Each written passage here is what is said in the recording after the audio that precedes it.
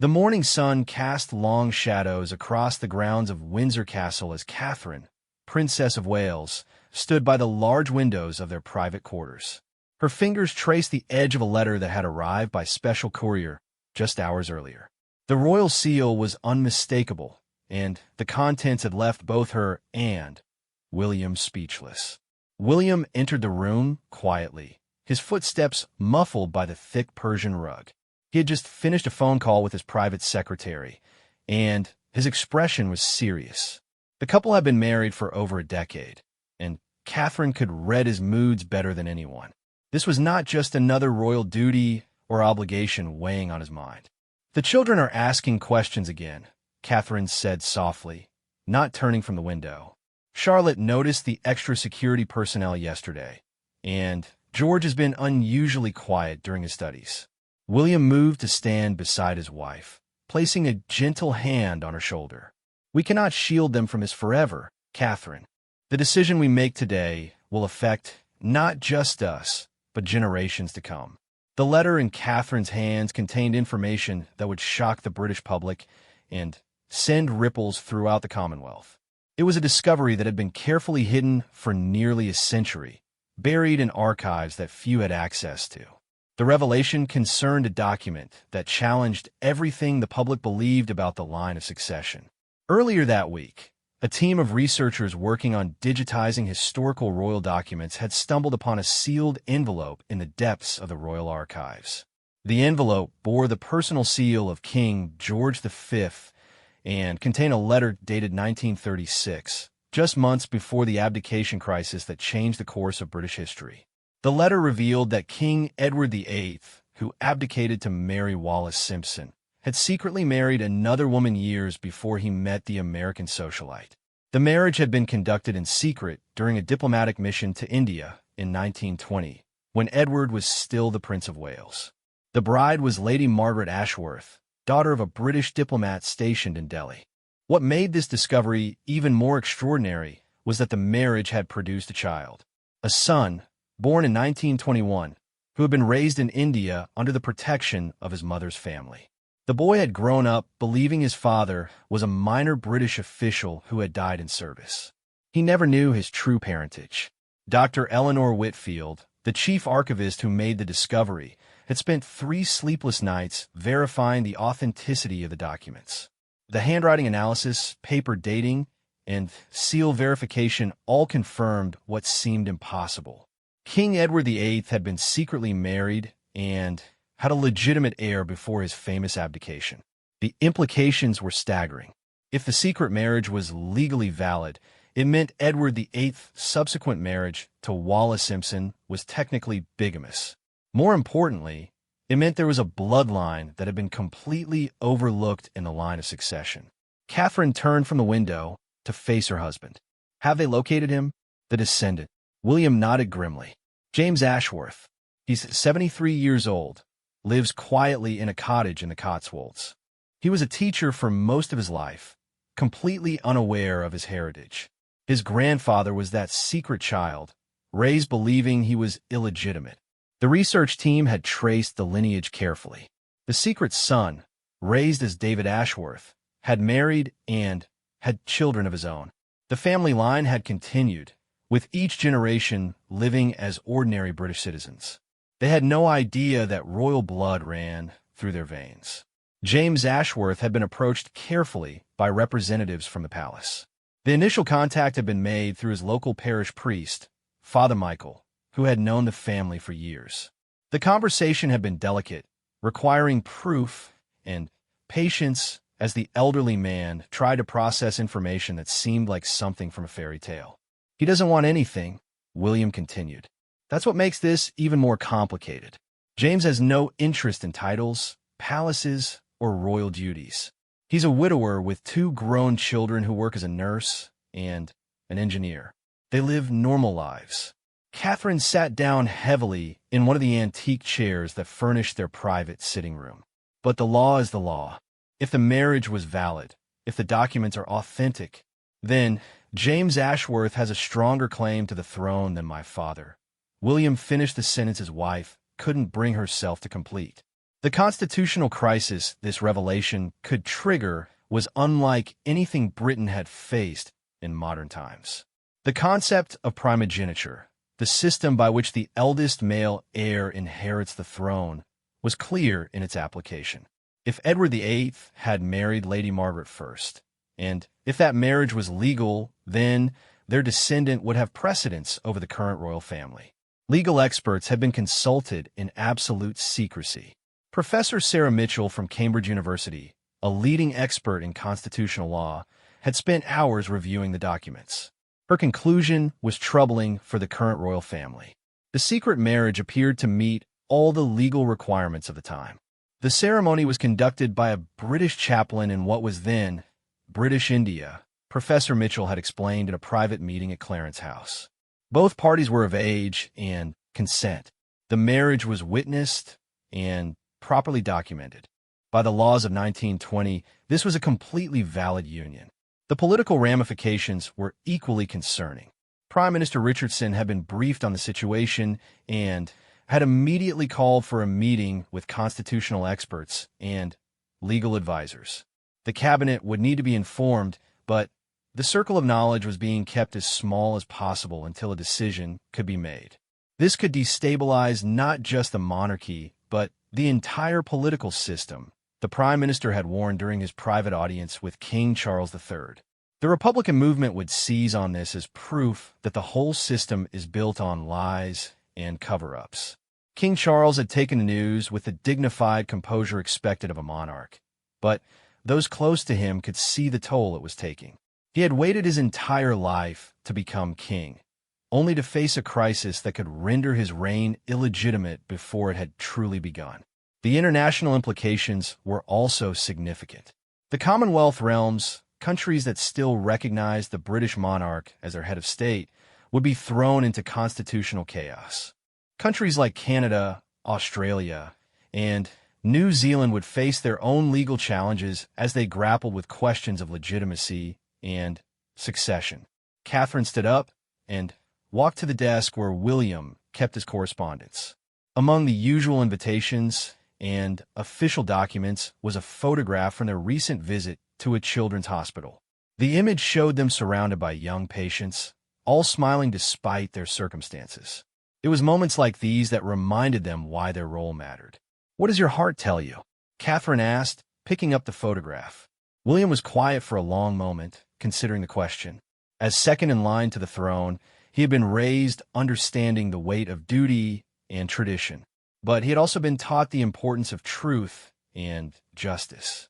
The conflict between these principles was tearing at him. "My heart tells me that the truth matters, regardless of the consequences," he said finally. "But my duty tells me to consider the millions of people who look to the monarchy for stability and continuity." The couple had spent the previous evening walking through the private gardens of their residence, away from listening ears and prying eyes. They had discussed every possible outcome, every potential consequence of going public with the discovery. The conversation had continued long into the night, with neither finding easy answers. Catherine moved to sit beside her husband on the sofa. James Ashworth deserves to know the full truth about his family, and the British people deserve honesty from their royal family. William took her hand in his. "But what about George, Charlotte, and Louis? What about their future? If we acknowledge James's claim, we're potentially giving up their birthright." It was this personal dimension that made the decision so agonizing. William and Catherine had always tried to give their children as normal a childhood as possible while preparing them for their future roles. The idea that those roles might be taken away was heartbreaking. The children had noticed the increased tension in their parents over the past few days. George, as the eldest, was particularly perceptive. At 13, he was old enough to understand that his parents carried responsibilities beyond those of ordinary people, but young enough to still need the security of knowing his place in the world. "Perhaps," Catherine said slowly, "there's a way to honor both the truth and our family's future. James Ashworth has already indicated he has no desire for royal life. Maybe there's a solution that acknowledges his rightful place while allowing him to choose his own path." This possibility had been discussed in the secret meetings that had dominated the past week. Constitutional experts had suggested that James could formally renounce any claim to the throne, much like several members of European royal families had done in the past.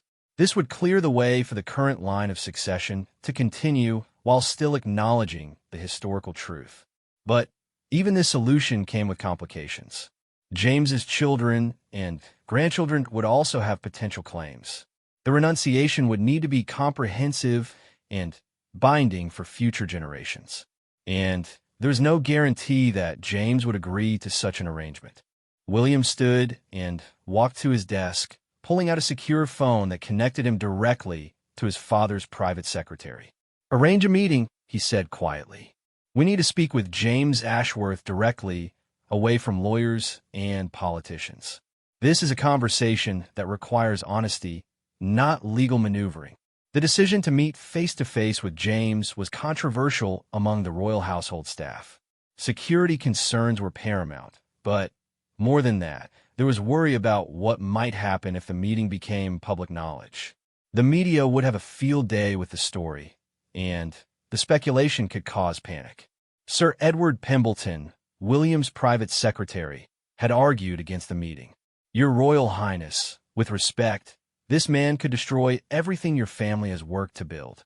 Meeting with him legitimizes his claim and gives it weight it might not otherwise have." But William had made up his mind.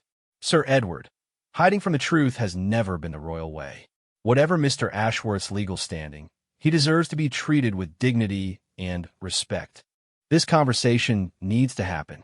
As Catherine watched her husband make arrangements for what could be the most important meeting of their lives, she felt a mixture of pride and fear. Pride in William's commitment to doing what was right, regardless of the personal cost. Fear of what the future might hold for their family and their country. The sun was setting over Windsor as the couple prepared for dinner with their children. They had agreed to maintain as normal a routine as possible while the crisis unfolded. The children needed stability, and their duties to the crown continued regardless of the uncertainty surrounding their future. During dinner, George asked about their upcoming visit to Scotland. "Will we still go to Balmoral this summer?" he asked, innocently unaware that even this simple family tradition might be affected by recent events. William smiled at his eldest son. "Of course we will. Some things never change, no matter what else is happening in the world." But even as he spoke these reassuring words, William knew that nothing would ever be quite the same again. The discovery in the Royal Archives had set in motion events that would reshape the British monarchy. The only question now was whether that change would strengthen or destroy an institution that had survived for over 1,000 years. Later that evening, as Catherine tucked their youngest, Louis, into bed, the little boy looked up at her with wide, curious eyes. "Mama, why do you and Papa seem worried?" Catherine smoothed his hair gently. "Sometimes grown-ups have big decisions to make, darling. But no matter what happens, Papa, and I love you very much. Will we always be a family?" Louis asked with the directness that only a child could manage. "Always," Catherine promised, though in her heart she wondered what their family's future would look like. That night, as William and Catherine lay in bed discussing the next day's meeting with James Ashworth, they both understood that they were living through a pivotal moment in British history. Their decision would affect not just their own family, but millions of people across the Commonwealth who look to the monarchy for continuity and stability. "Whatever happens tomorrow," Catherine whispered in the darkness, "we face it together." William squeezed her hand. Together, he agreed, knowing that in just a few hours they would meet the man who might change everything they thought they knew about their family's destiny. The morning of the meeting dawned gray and drizzly, typical English weather that seemed to mirror the uncertainty hanging over the royal family. William had barely slept, his mind racing through possible scenarios and outcomes. Catherine found him in the morning, standing by the window, still in his pajamas, watching the rain streak down the glass. James Ashworth had agreed to the meeting, though his initial response had been one of bewilderment rather than excitement. When contacted through Father Michael, His first reaction had been to question whether someone was playing an elaborate joke on him. The idea that he, a retired schoolteacher who grew prize-winning roses and volunteered at the local library, might have royal blood seemed absurd. The meeting location had been carefully chosen. Rather than a royal residence, which might feel intimidating, they had selected a private manor house in the Oxfordshire countryside, owned by a trusted friend of the royal family. The estate was remote enough to ensure privacy, but comfortable enough to put James at ease. Dr. Eleanor Whitfield, the archivist who had made the discovery, would be present to explain the documents and answer any questions about their authenticity. Professor Sarah Mitchell would also attend to address the legal implications. The goal was to present James with all the facts and allow him to process the information at his own pace. William dressed carefully for the meeting, choosing a simple navy suit rather than anything that might emphasize the formality of his position. Catherine opted for an understated dress in soft blue, wanting to appear approachable rather than regal. They both understood that this first impression would be crucial in establishing trust with James. The drive to the manor house took just over an hour, giving William and Catherine time to review their approach one final time. They had decided that William would lead the conversation, given his position in the line of succession, but Catherine would be ready to step in if the discussion became too overwhelming for James. "Remember," Catherine said as their car turned into the estate's private driveway, "he's probably more nervous than we are. This is completely outside his normal experience." The manor house, Thornfield Estate, was a beautiful example of Georgian architecture surrounded by perfectly manicured gardens. Lady Margaret Thornfield, their hostess, had ensured that the house would be empty except for essential staff, all of whom had signed strict confidentiality agreements. James Ashworth was already there when William and Catherine arrived. Through the window, they could see him in the library, examining the shelves with the curiosity of a lifelong educator. He was a tall, thin man with silver hair and kind eyes behind wire-rimmed glasses. His clothing was neat, but modest, and he carried himself with the quiet dignity of someone who had spent his life serving others. William took a deep breath before entering the library. This moment would determine not just the course of the conversation, but possibly the future of the British monarchy. "Mr. Ashworth," William said, extending his hand as he entered the room.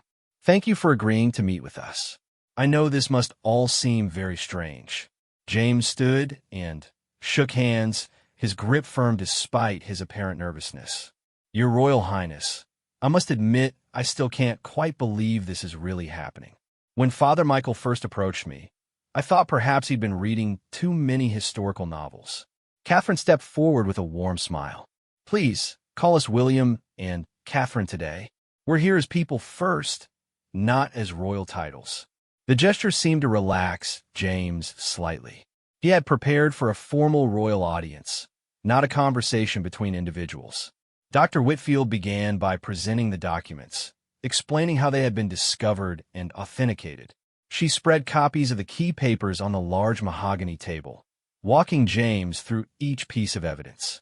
"This is your great-grandfather's birth certificate," she explained, pointing to a carefully preserved document.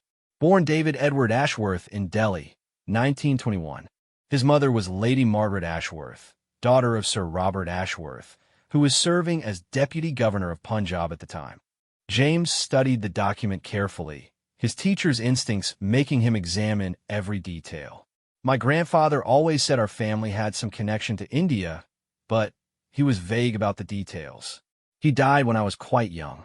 Professor Mitchell then explained the legal significance of the secret marriage between Edward VIII and Lady Margaret.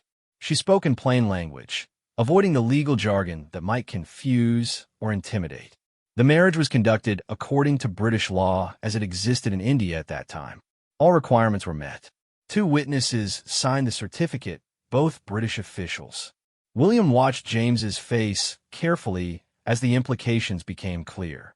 The elderly man sat back in his chair, removing his glasses to clean them nervously. "So you're telling me that my family, generations of school teachers, and civil servants might have a claim to the throne?" That's exactly what we're saying, William replied gently. But more than that, we're telling you the truth about your heritage. You deserve to know who you really are. James was quiet for a long time, staring at the documents spread before him. Finally, he looked up at William and Catherine. What would happen if this became public knowledge? I assumed there would be consequences. Catherine leaned forward. There would be a constitutional crisis. Questions about legitimacy, calls for investigations, possible challenges to the current line of succession. It would be chaotic. And what would happen to your children? James asked, surprising them with his directness. I may not know much about royal protocol, but I understand that children shouldn't suffer for the actions of adults. This question revealed much about James's character. Even faced with potentially life-changing news about his own family, his first concern was for others who might be affected. William felt a deep respect for this man, growing within him. That's something we've been struggling with, William admitted. George, Charlotte, and Louis have grown up understanding their roles in the family. The uncertainty would be difficult for them. James stood and walked to the window, looking out at the gardens where peacocks strutted across the lawn. I've spent my life teaching children about history, about the importance of truth and justice. But I've also seen how the truth can sometimes cause more harm than good. Dr. Whitfield had brought additional materials, including photographs and personal letters that helped fill in the details of the secret marriage. Lady Margaret's letters to her sister, discovered in a trunk in an English country house, painted a picture of a young woman deeply in love but bound by the constraints of her time. She never spoke publicly about the relationship, Dr. Whitfield explained.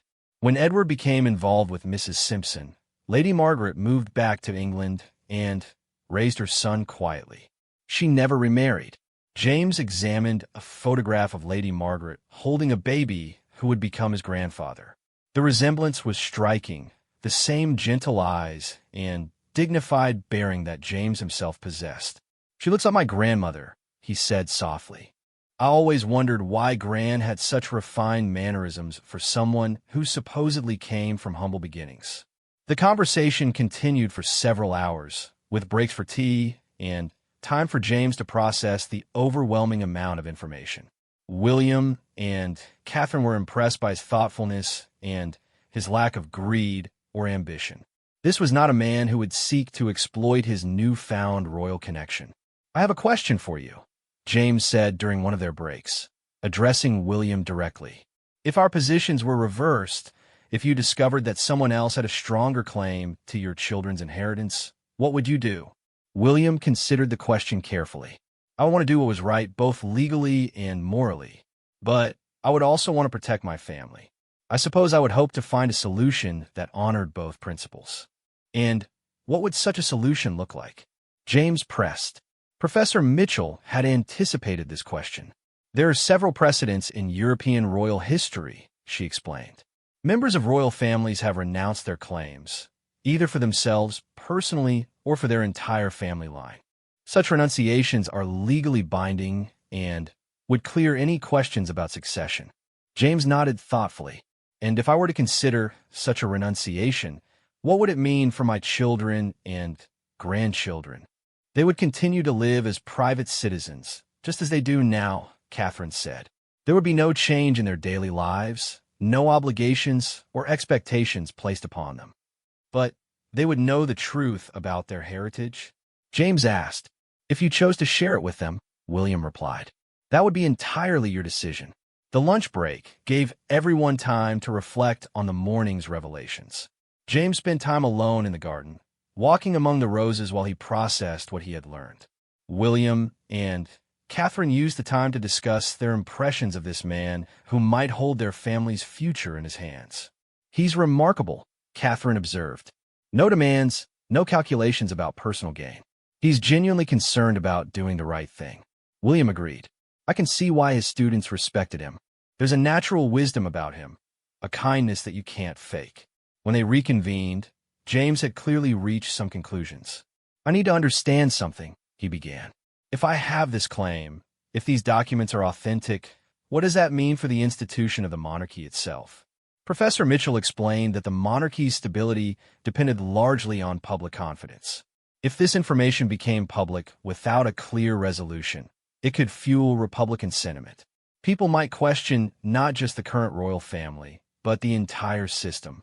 And yet, James said slowly, keeping it secret would mean living with a lie. That doesn't seem right either. William leaned forward. What if there was a way to acknowledge the truth publicly while also ensuring stability? What if your family story became part of the official royal history, but with a clear statement about your choice to remain private citizens? This suggestion had emerged from discussions with constitutional experts. Rather than hiding the discovery, they could embrace it as an example of the monarchy's ability to adapt and evolve. James could be publicly honored for his family's connection to royal history while choosing to maintain his current lifestyle. You would acknowledge my great-grandfather's parentage? James asked. We would acknowledge that Edward VIII had a secret marriage and a son, Catherine confirmed. Your family would be recognized as part of royal history. But you would choose your own future. James was quiet again, but this time his silence seemed more peaceful than troubled. My wife always said I was too honest for my own good, he said with a slight smile. She used to joke that I would confess to crimes I didn't commit just because lying made me uncomfortable. Dr. Whitfield had one more revelation to share. Among the documents was a letter from Lady Margaret to her sister, written just before her death in 1982. In it, she expressed hope that someday the truth about her son's parentage would be revealed, but only when it could be done without causing harm to others. She wrote, David deserves to know his true heritage, but not at the cost of destroying others, Dr. Whitfield read. It seemed she understood the complexities involved. This letter seemed to provide James with the clarity he had been seeking. My great-grandmother was wiser than any of us, he said. She found a way to preserve the truth while protecting others from harm. As the afternoon progressed, the outlines of a solution began to emerge. James would be privately briefed on his full heritage and given access to all the historical documents. The royal family would work with historians to ensure that Lady Margaret's story and her son's existence were properly recorded in the royal archives. Publicly, the announcement would focus on the discovery of new historical documents that added to the understanding of Edward VIII's time as Prince of Wales. James's family would be mentioned as distant relatives of the royal family, connected through events that occurred nearly a century ago. There would be no suggestion of competing claims, Professor Mitchell explained.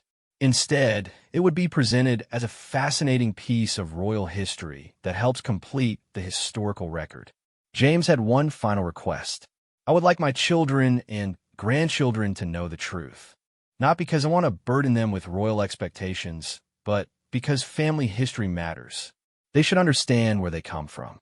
William and Catherine readily agreed to this condition. In fact, they offered to meet with James's family personally, to answer any questions and help them understand their unique position in British history.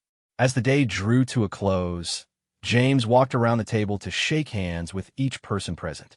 When he reached William and Catherine, he paused. Your Royal Highnesses, he said formally, then smiled and corrected himself. William and Catherine, I want you to know that I'm honored to have met you both. Your concern for truth and justice gives me great faith in the future of the monarchy. William gripped the older man's hand warmly. James, the honor has been ours. Your wisdom and integrity have shown us how to handle this situation with dignity. The drive back to Windsor was much more relaxed than the morning journey. William and Catherine felt as though a great weight had been lifted from their shoulders. They had found not just a solution to a constitutional crisis, but a new understanding of what it meant to serve both truth and duty. He's going to become a good friend, Catherine observed. I think the children would enjoy meeting him. William nodded. George especially would be fascinated by the historical connections. And James seems like the kind of person who would enjoy teaching them about their family's broader history. That evening, they called King Charles to report on the meeting. The king's relief was audible even over the secure phone line. It sounds as though you've found not just a resolution, but a way to turn a potential crisis into an opportunity for transparency and growth. Plans were immediately set in motion for the public announcement. The Royal Communications team would work with historians and legal experts to craft a statement that honored the truth while maintaining stability. James would be consulted on every detail to ensure his comfort with the public presentation. As William and Catherine tucked their children into bed that night, they felt a sense of peace they hadn't experienced in days. The truth would be told, but in a way that protected everyone involved. The monarchy would emerge stronger, having demonstrated its commitment to honesty and integrity. "Tomorrow we start working on the announcement," William said as he and Catherine prepared for bed. "Tomorrow we start building a better future," Catherine replied, confident that they had made the right choice for their family, for James Ashworth, and for the crown itself. The next several weeks were a whirlwind of careful planning and delicate negotiations. The Royal Communications team, led by Sarah Henderson, worked around the clock to craft an announcement that would present the historical discovery in the most positive light possible. Every word was scrutinized by legal experts, constitutional scholars, and public relations specialists. James Ashworth, meanwhile, had returned to his quiet cottage in the Cotswolds, but found it difficult to resume his normal routine. The knowledge of his true heritage weighed on his mind, not because he desired royal privileges, but because he understood the magnitude of the secret he now carried.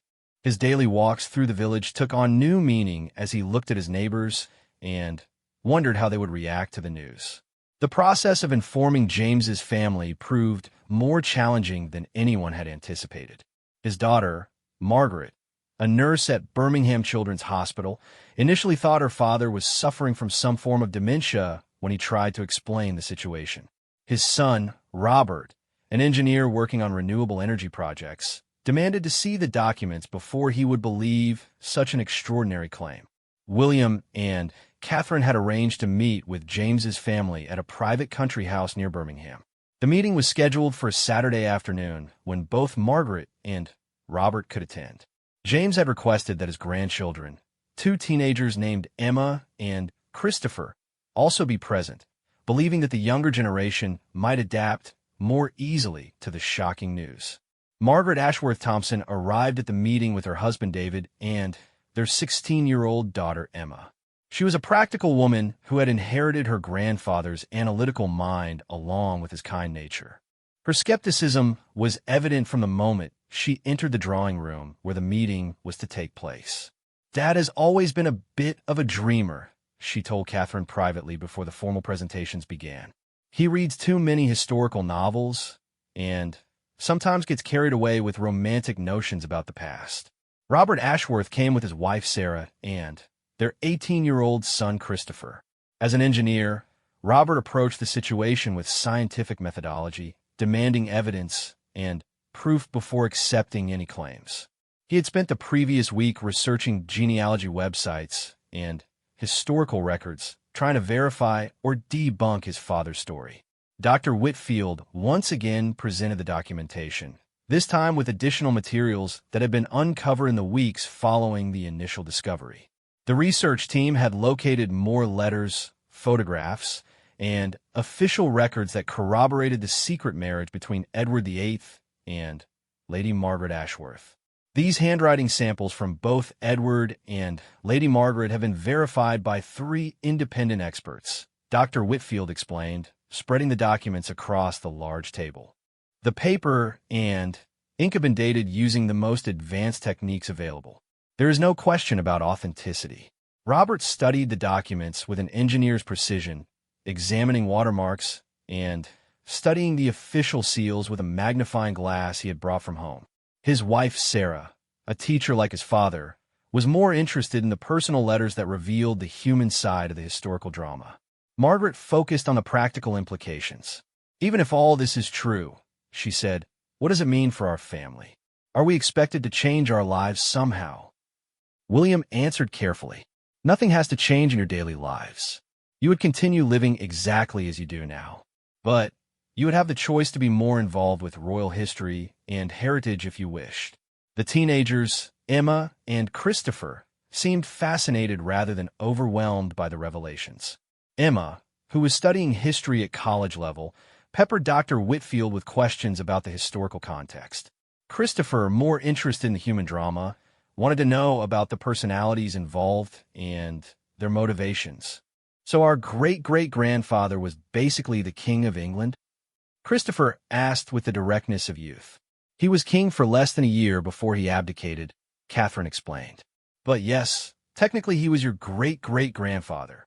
Emma had been quiet during most of the presentation, but suddenly spoke up. What happened to Lady Margaret after the secret marriage? Did she ever see Edward again after he became involved with Mrs. Simpson? Dr. Whitfield had researched this question extensively. According to her letters to her sister, she saw him one last time in 1935, just before his relationship with Wallis Simpson became public. She wrote that he seemed torn between duty and desire, but ultimately chose a path that didn't include her. That must have been heartbreaking, Sarah said softly, her teacher's empathy extending to people she had never met. The conversation continued for several hours, with each family member processing the information differently. Margaret remained skeptical, but gradually accepted the evidence as legitimate. Robert's scientific approach led him to conclude that the documents were authentic, though he struggled with the implications. The teenagers seemed to adapt quickly, already discussing how they might research more family history. James watched his family's reactions with a mixture of pride and concern. He had raised his children to be independent thinkers, and their varied responses to the news reflected their individual personalities. But he also worried about how this knowledge might affect their sense of identity and place in the world. During a break in the formal presentations, William found himself in conversation with Christopher, who had questions about what it was really like to grow up royal. "Is it very different from a normal childhood?" the young man asked. "In some ways, yes. In others, no," William replied honestly. "You still argue with your siblings, get in trouble for not doing your homework, and worry about whether people like you for yourself or just your title. The main difference is that many more people are watching and judging your mistakes." Emma was equally curious, but focused on the historical aspects. "Have there been other secret marriages in royal history?" she asked Catherine. "Several. Actually," Catherine replied. "Royal families have always struggled with the tension between personal happiness and public duty. Love doesn't always align with political necessity." As the day progressed, it became clear that James's family was gradually accepting both the truth of their heritage and the decision to handle it discreetly. Margaret, ever practical, was already thinking about how to explain the situation to her colleagues at the hospital if it ever became public knowledge. "I suppose it explains why Granddad always insisted we mind our manners and speak properly," she mused. "He used to say we came from good stock, though we never knew what he meant." Robert had moved past skepticism to fascination with the genealogical research possibilities. "There must be records in India that could tell us more about Lady Margaret's life there," he said. "I'd like to understand more about that side of the family history." The royal family was prepared for this interest. "We've already contacted historians in Delhi who specialize in British colonial records," William explained. "If you're interested, we could arrange for you to access those archives." One of the most touching moments of the day came when James presented William and Catherine with a small wooden box that had belonged to his grandfather. Inside were a few pieces of jewelry that had supposedly belonged to his great-grandmother, including a ruby ring that Lady Margaret had given to her son before her death. "I always wondered why these pieces seemed too fine for someone of modest means," James explained. "Now, I understand they were probably gifts from Edward during their courtship." Catherine examined the ring carefully, noting the royal warrant mark that indicated it had been purchased from a jeweler who served the royal family. "This is beautiful work," she said. "Would you like us to have it evaluated by our historians? They might be able to tell us more about when and where it was made." The offer to research the jewelry further was one of several ways the royal family hoped to help James's family understand their heritage more completely. Plans were also discussed for possible visits to royal archives and even tours of some of the locations where Edward and Lady Margaret had met during his time as Prince of Wales. As the meeting drew to a close, it was clear that James's family had accepted both the truth of their royal connection and the wisdom of handling it discreetly. More importantly, they had developed a genuine fondness for William and Catherine, seeing them as real people rather than distant figures from newspaper headlines. Margaret surprised everyone by addressing the question that had been on everyone's mind, but hadn't been directly discussed. If circumstances were different, if Dad wanted to press his claim, what would happen to your children's future? William appreciated her directness. Constitutionally, your father's claim would take precedence over my father's. It would likely result in years of legal challenges and a constitutional crisis that could damage the monarchy itself. But Dad would never do that, Robert said firmly. It goes against everything he believes about service and duty. James smiled at his son's confidence. You're right, I wouldn't. But I appreciate the princess asking the question directly. It shows respect for our family's position and our right to make informed decisions. The conversation then turned to practical matters. How much of the story would be made public? Would the announcement be made? What kind of ongoing relationship, if any, would the families maintain? These questions had been carefully considered by the royal communications team. The announcement would focus on the historical discovery without emphasizing any contemporary claims. James's family would be mentioned as descendants of a previously unknown royal connection, but their decision to remain private citizens would be clearly stated. We're planning the announcement for next month, Sarah Henderson, the communications director, explained. It will be timed to coincide with a broader presentation about newly discovered royal historical documents. Your family story will be part of a larger narrative about understanding royal history more completely. Emma had one final question that revealed her generation's different perspective on privacy and publicity. Will we be able to talk about this with our friends? Or does it have to remain secret? This was something the royal family had anticipated. Once the announcement is made, you'll be free to discuss it, Catherine replied. But until then, we hope you'll understand the need for discretion. Christopher nodded, understanding. It's like when a teacher tells you about something that's going to be in the exam, but asks you not to tell the other students until everyone has had the same information. The analogy made everyone laugh and seemed to capture the spirit of cooperation that had developed throughout the day. This wasn't about keeping secrets to gain advantage, but about ensuring that everyone had the same information before public discussion began. As the families prepared to part, James pulled William aside for a private conversation. I want you to know that this process has given me tremendous respect for how your family handles difficult situations.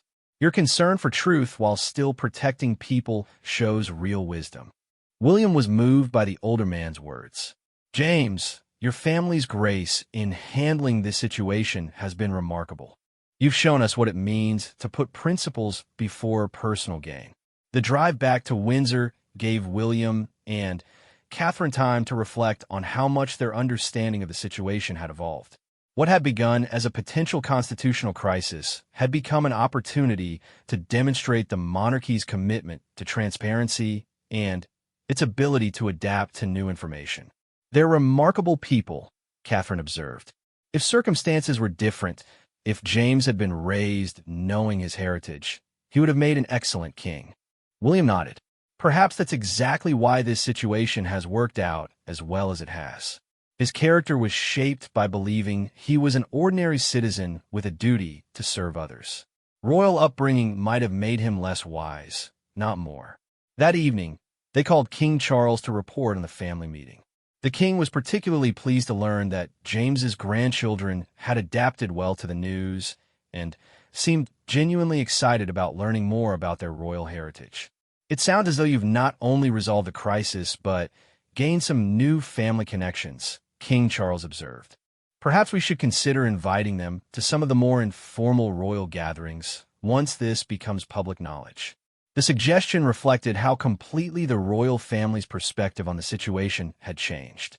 What had started as a threat to be managed had become an opportunity to expand understanding of royal history and demonstrate the institution's commitment to honesty and integrity. As William and Catherine prepared for bed that night, they both felt confident that the announcement, now just weeks away, would be received positively by the public. The story had all the elements that fascinated people about royal history.